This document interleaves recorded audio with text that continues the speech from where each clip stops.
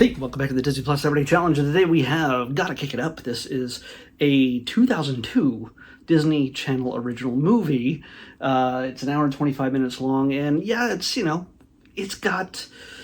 about girls' dance competitions. Now, a little bit of a twist on this, it's a bunch of Latinas, a bunch of Latin girls in Southern California, and they love to dance, but they tend to go to a school that has a pretty bad track record when it comes to organized dance competitions. It also looks like cheerleading because it has pom-poms, but they're not cheerleaders, so I don't know the distinctions of that. I am not an expert of that. I do not claim to be. But they're a dance crew.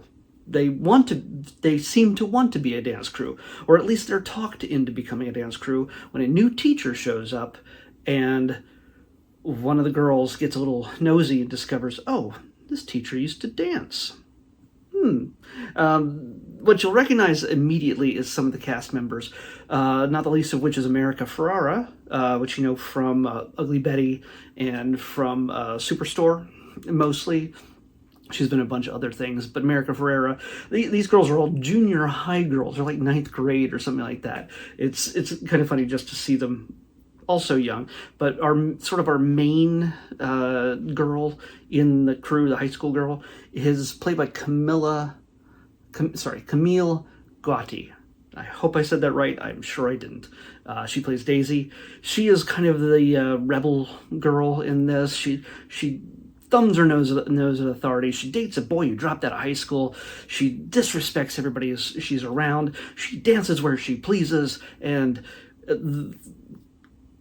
the principal gives her detention when she's unruly for like a month. So, yeah, kind of know where this story is going. By the way, the moment you know what this story is about, you know how it's going to go.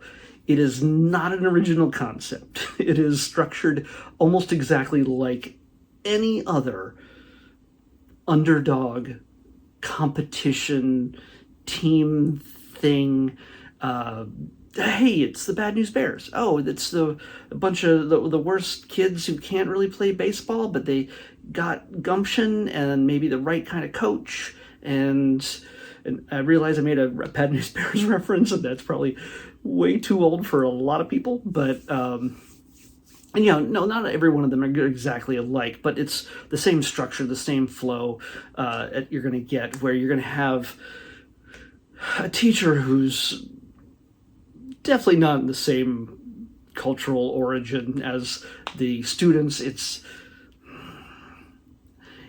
teacher knows how to dance in one way, the students know how to dance in a different way. Can they reach a compromise? Does the teacher even want to be there? And will, in the third act, the teacher get another job that will take her away from her students just at the moment they're heading to the championships? Who will she choose? You know how all this works. If you've seen one of these movies, two of them, if you've seen two of these movies, you know how this structure works. It doesn't mean it takes away necessarily from how good the story is, or how it reaches its conclusion. It's still enjoyable. In this, you just get a ragtag bunch of girls who most can't get along. Some of them are friends, some of them are just new girls, some of them are just in the background and don't have any lines. But for the most part, we got like 4 main teenage girls. I did say, did I already talk about the girls? Camille Gotti, Daisy, Rebel, yes. America Ferrera, she is the best buddy of Daisy, and she's got all the spirit. So, and then there's Alyssa. She's very peppy and she's very excited about being able to do this, but she has helicopter parents who even come to their first competition to support her, and they're also the most likely to crack down when things go wrong because they are very involved. And that's Alyssa, played by Joanna Flores, and there's Marisol, played by Samila Rodriguez, Esmeralda, Sabrina Weiner. She, by the way, she's also She has her own style of dance. She wants to be a ballet dancer. There's a lot of different styles that are incorporated into this. And honestly, each of these, their backstories are barely touched upon. You've got an hour and a half, less than an hour and a half to crank this thing out, even though this takes place over the course of many months. We have a principal played by Miguel Sandoval. He plays the principal, Zavala. He is awesome. You've seen him in a million things. He is a little bit hard-nosed, but he's got his heart in the right place, and he wants the best for his students. But yeah, if you've seen a movie with Latin characters in it with a primarily Latin cast, he's in it. It's like James Hong showing up in a movie where they've cast Asian people. It's just, he's a staple of these films, and he's like a reliable character actor that you can just find in everything. So yeah, Miguel Sandoval, he is pretty much awesome. And what we get here is a teacher who, this is very topical, by the way, for 2002, because I came from the same thing. There's a teacher played by Susan Egan. Some of you know that name. She plays Heather Bartlett. She's the new teacher teaching biology to ninth graders. They're disrespectful, and but she, I'll get to who she is in a moment, but Susan Egan plays Ms. Bartlett. She just came from a .com job. Her .com job went in the tank during when the bubble burst in the previous year. So yeah, she was looking for a new job, and apparently she knew enough about biology to teach it and come to Southern California. She wasn't coming there to teach dance. She is out of that game because of things that happened. So, but will she overcome that fear? Yeah. She does.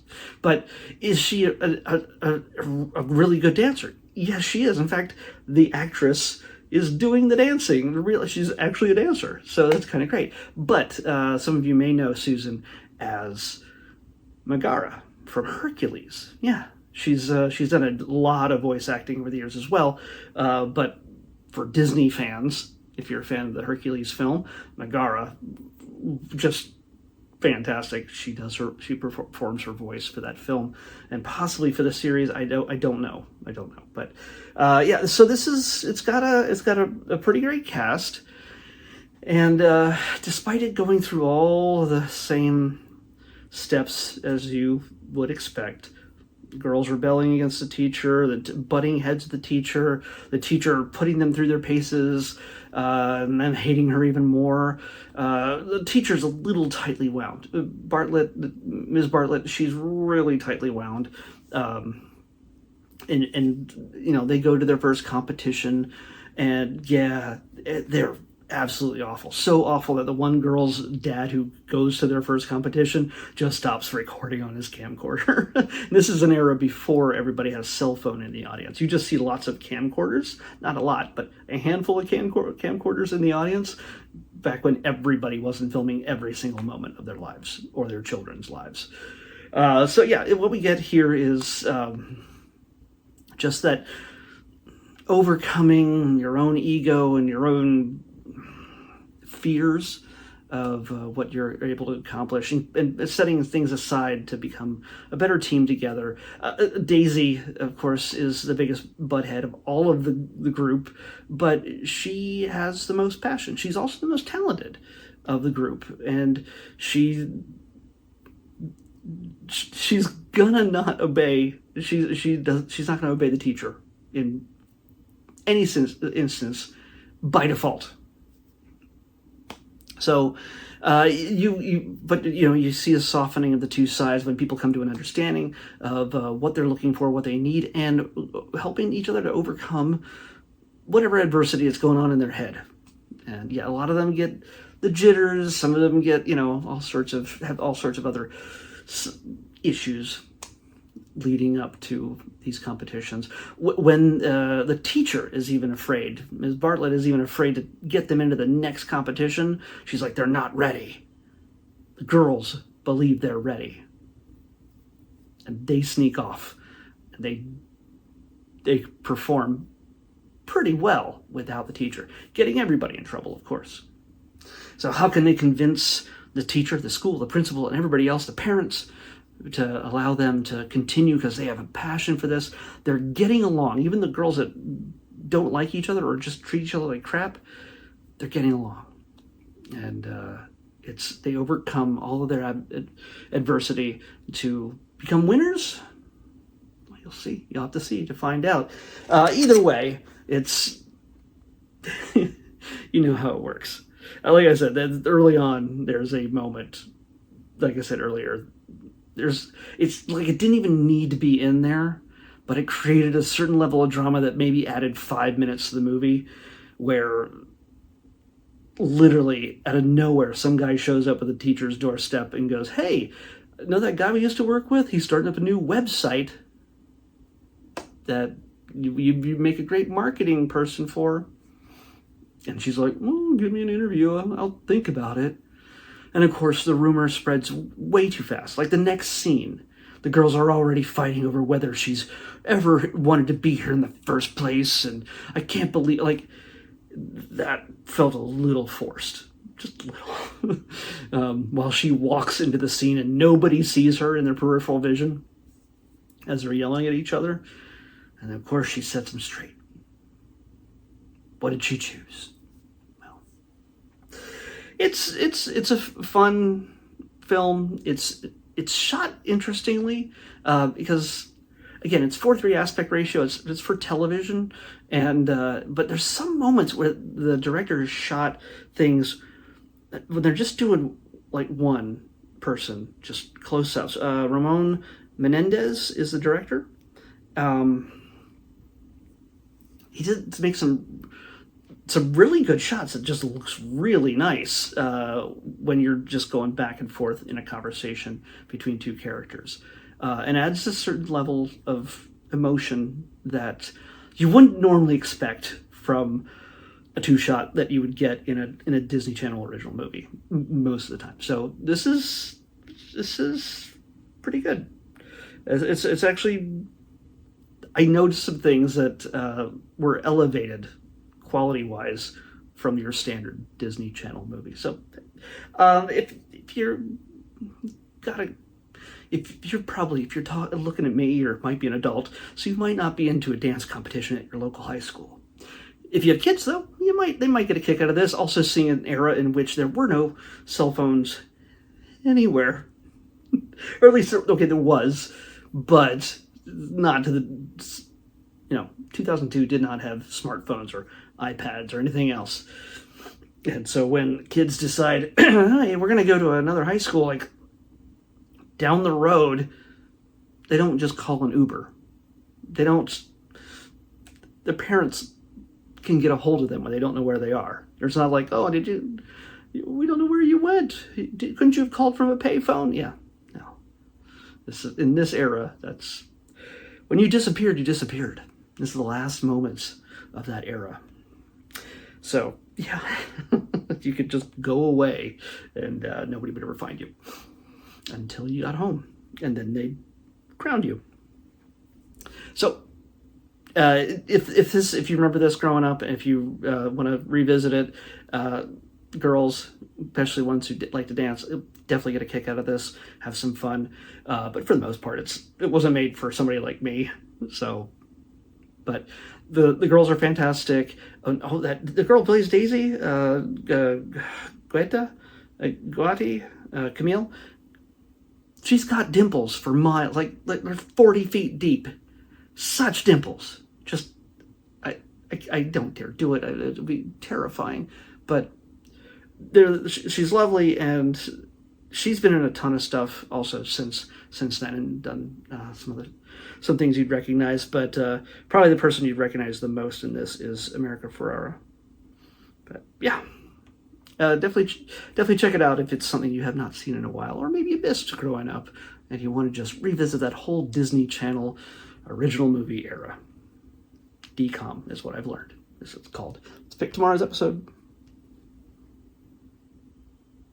184. 184. If you're new to this, you don't understand what I'm doing here, at the end of each episode, pick a random number within a certain range that's already determined, and And then I have a list of everything I have not watched yet on Disney Plus. Yes, I made a list of everything on Disney Plus over the last 5 years. Yeah, since 2019 when it launched. And I add new stuff, remove old stuff, get rid of duplicates every quarter. And this is a pretty accurate list. Unless something just gets removed after I've made the list, I don't know. Or added after I made the list, well, then it gets added in the next quarter.